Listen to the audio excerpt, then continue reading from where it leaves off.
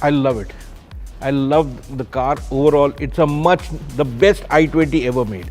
See, what you're trying to do is not just give the car to an enthusiast, but you're also trying to make enthusiasts out of the average consumer. So I think it works very well.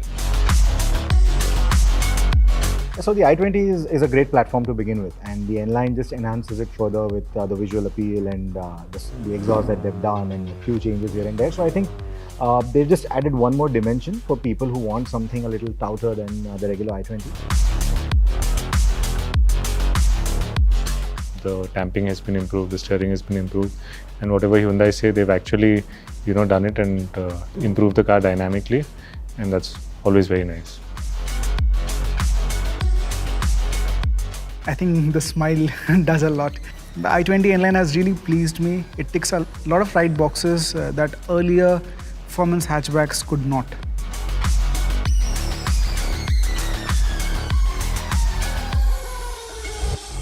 Well, the core values of i20 are there, so it's a very sorted base car to have. The whole packaging feels wonderful and young. Definitely a step up from the standard car. The braking are much better, and there's a good positive feedback from the brakes also. I think in terms of visual differentiation, in terms of drivability, the dynamics, the changes that are made are very decent. So I think customers should look at this favorably in comparison to, let's say, an entry sedan.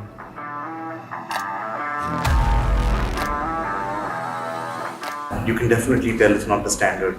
It's earned that N-Line badge. The feel is also, there is actually feel coming from the steering wheel, which is nice. The suspension feels firmer, the damping is firmer. There isn't really a detriment to the ride quality, which is great.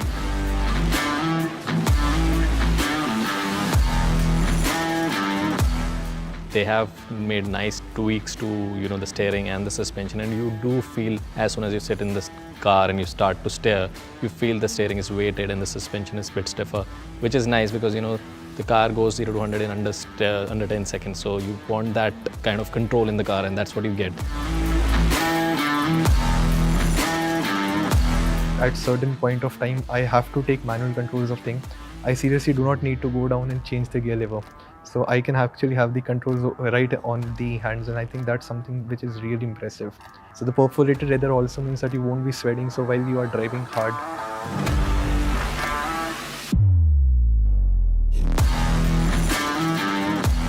I was pretty impressed with the regular i20 when I drove it last year. I had a smile on my face then.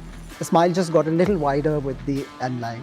Disc brakes are right on point. So, we drove the car at high speeds and at moderate speeds in city conditions.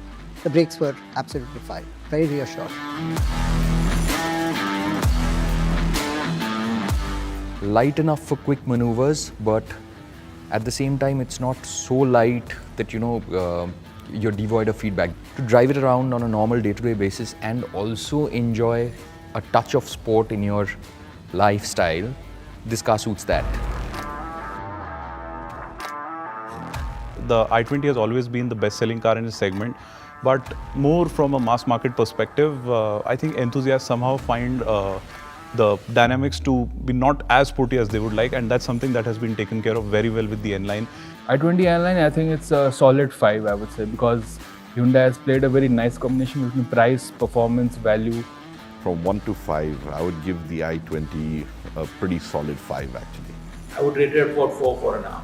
I'll rate it 5. 4.5 is what I'll say. I would rate it at 4. Performance 5, looks 5, drive pleasure again 5. So it's a big thumbs up for Hyundai.